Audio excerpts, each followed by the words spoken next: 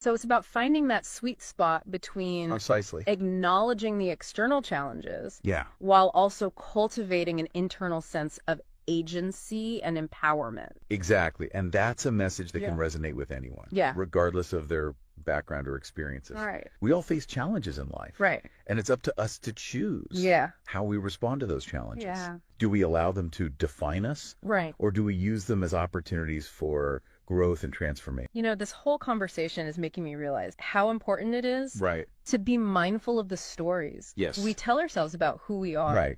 and what's possible for us. I agree. Because those stories can 100%. have a real impact on our lives. Absolutely. Yeah. Our beliefs shape our act, and our actions shape our outcomes. Right. If we believe we're limited, Yeah. we'll act in ways that confirm that belief. Right. But if we believe we're capable of achieving great things, Yeah.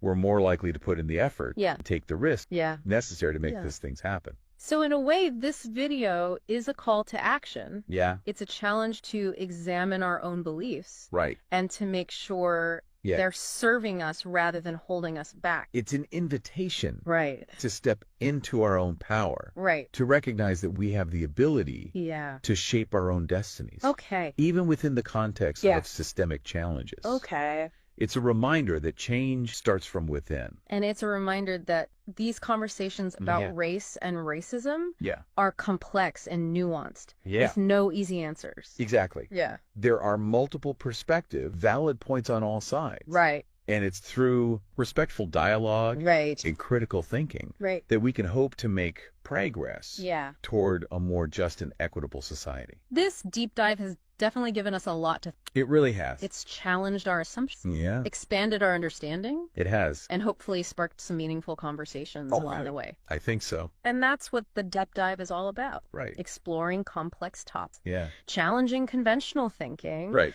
and empowering you Yeah. to navigate the world with greater awareness. If this video has sparked any thoughts or questions, Yeah. we encourage you to continue the conversation. Please do. Share your takeaways, engage with others, Right. and let's keep learning and growing together. Keep the conversation going.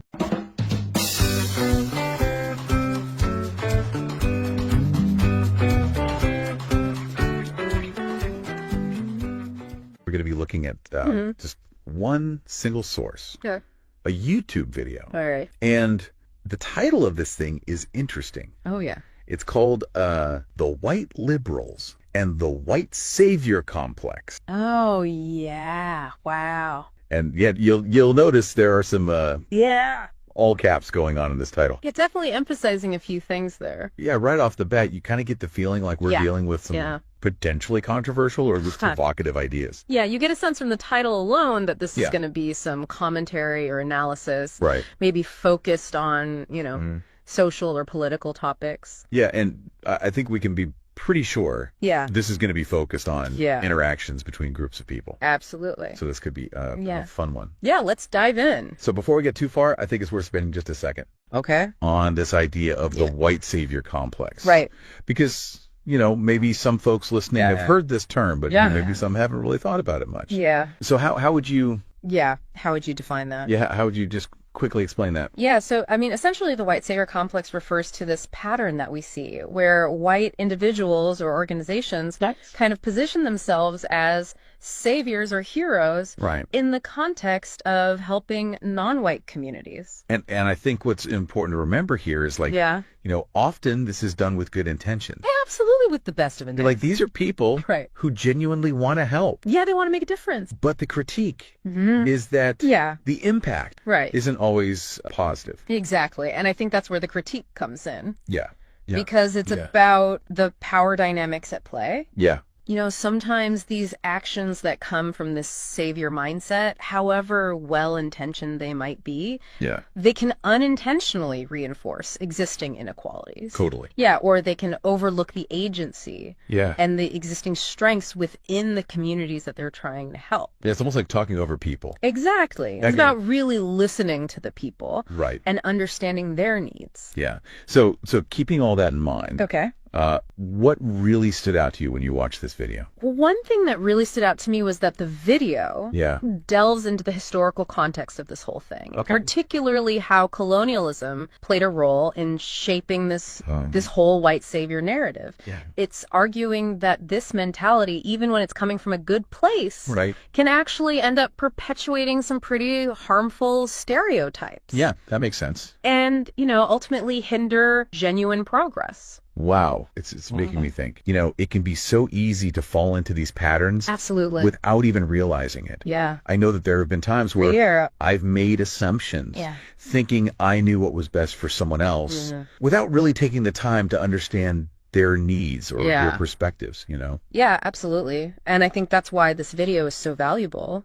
Yeah. Because it's a reflection for all of us. It really emphasizes the importance of approaching these issues with humility, with a willingness to listen to the voices of those who are directly affected and working collaboratively to create meaningful change. That's really it, right? It's like this idea of true allyship. Exactly. It's about recognizing and respecting the agency and the expertise within communities. Yeah. Rather than just like coming in from the outside and being like, I know what you need. Exactly. It's about empowering communities rather than imposing solutions on them. So I guess a big question for anyone listening would be like, have you encountered this? Have you seen this? Yeah. Have you seen this white savior dynamic? Yeah. Either personally or, or in a broader context. Yeah, in a broader context. Yeah. Have you seen this play out? Yeah. And what did that look like? Right. And how did that make you feel? Yeah. Because this is a complex issue. Oh, absolutely. It's a very nuanced issue, and it has deep historical roots, and it continues to shape so many conversations around social change today. So I guess as we kind of wrap up our dive into this YouTube video, I think we've uncovered some interesting things. Yeah, we've seen the themes that it's exploring around white liberals and this idea of the white savior complex. Well, white savior complex. Are potentially controversial. Absolutely. And even just, we haven't even watched the whole thing. Right. We've just looked at the title. I've just looked at the title. And even the title alone raises so many questions about the audience. Who is this video intended for? Yeah. And what are the specific arguments? Right. Like how is it going to back up these claims that are sort of what are the nuances implied in the title? Yeah. What perspective is it coming from? Yeah. And how does it use this language to kind of, I don't know. To provoke. Yeah. To provoke, to engage people. Right. And to make them think about these things. Absolutely. And, the title itself, with the way it emphasizes certain words, really suggests a strong critique. Yeah. It's encouraging us to be very mindful of the nuances of engaging in social change efforts. Yeah. It's reminding us to be aware of the potential pitfalls of this white savior mentality and to really consider the importance of genuine collaborative approaches to addressing social issues.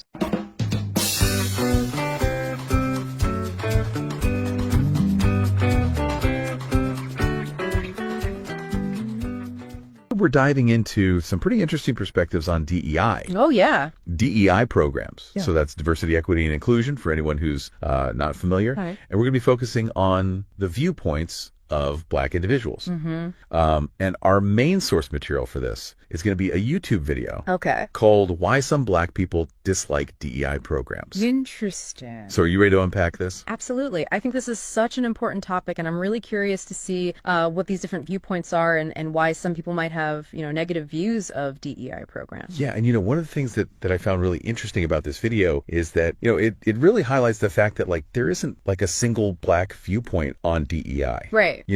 There's not a monolith. Right. It's not a monolith. And, we hear from all sorts of different people with all sorts of different experiences. Yeah. And their experiences shape their perspective. Yeah. Some are positive, some are negative, some are kind of in between. Well, and I think that's really the point, right? Is that it's complicated. Yeah. There's no easy answer. There's no one-size-fits-all approach. Exactly. And so I think it's really important to hear from a variety of perspectives. Yeah. And, it's we often hear about the importance of DEI. Yeah. And how, vital these programs are. But this video kind of flips the script a little bit. Right. And it asks well, hold on, are these programs actually working for everybody? Yeah. Are they actually effective? Exactly. Are they actually achieving what they set out to do? Right. And so that kind of leads us to like the central question of our deep dive here, which is, why do some Black individuals have like negative views of these programs? Right. And I think to understand that why we need to look beyond just the surface level, what are the underlying causes? Yeah. What are the systemic issues that are at play here? Exactly. And, one of the things that really stood out to me in this video was an example from a software engineer. Okay. Who talked about feeling like a diversity checkbox. Wow. She described like being invited to speak on this panel about women in tech. But then during the Q&A, all the questions were about her experience as like a Black woman. Interesting. And not like her actual technical work. Yeah, so she was being sort of pigeonholed into this one specific aspect of her identity, right, rather than being seen as a whole person. Yeah, and recognized for like her, actual skills and expertise. Yeah. So it's almost like instead of being recognized for her expertise, she felt like she was just there to fulfill some kind of like diversity quota. Right. Which you could imagine would be like incredibly frustrating. Oh, absolutely. I mean, you're there to contribute your knowledge, your skills, and instead you're being reduced to just one aspect of who you are. Yeah. And that kind of gets to the heart of one of the main criticisms that was raised in the video, which is that some of these DEI programs can feel like they're more performative than like genuinely inclusive. Right. It's about checking boxes. It's about optics. Yeah. About, having diverse faces in the room. Right. But without actually addressing the underlying issues. Yeah, the systemic issues that are actually creating these inequalities in the first place. Yeah. So what are some of those deeper issues? I mean, how does this all connect to like the bigger picture? Well, for example, in the video, there's an economist who argues that instead of focusing solely on representation, we should be prioritizing programs that address economic disparity. That makes sense. Right, because things like generational wealth gaps, unequal access to education. Yeah. These things play a huge role in limiting opportunities for Black individuals. Absolutely. And it's like if you're,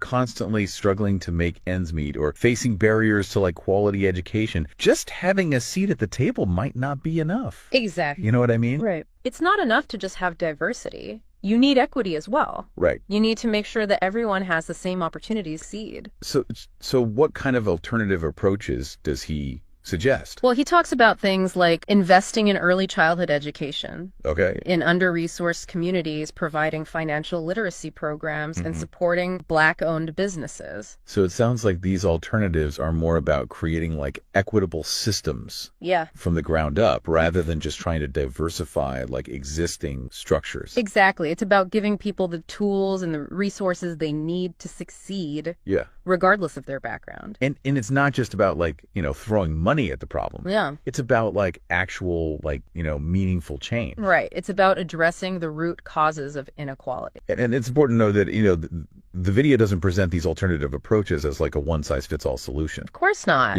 Every situation is different. Right. And the best path forward is probably going to involve like a combination of different strategies tailored to like specific communities and context. Exactly. So like, how do you think all of these like diverse viewpoints on DEI programs might impact like the future of these initiatives? Well, I think it raises some really important questions. Yeah. I mean, it highlights the need for open and honest dialogue about what DEI should actually look like in practice. Right. We need to move beyond just checking boxes. Yeah. And focus on creating programs that are truly inclusive and address the root causes of inequality. Yeah, I think that's such a powerful takeaway. And honestly, this whole deep dive has been incredibly insightful. It really has. We've uncovered some really thought-provoking perspectives on DEI programs. Absolutely. And it really makes you think about like how we can apply these insights to our own lives and our own work. And how can we contribute to building more equitable and inclusive environments? Right. What can we do as individuals? Yeah, that's something that I really encourage everyone listening to reflect on.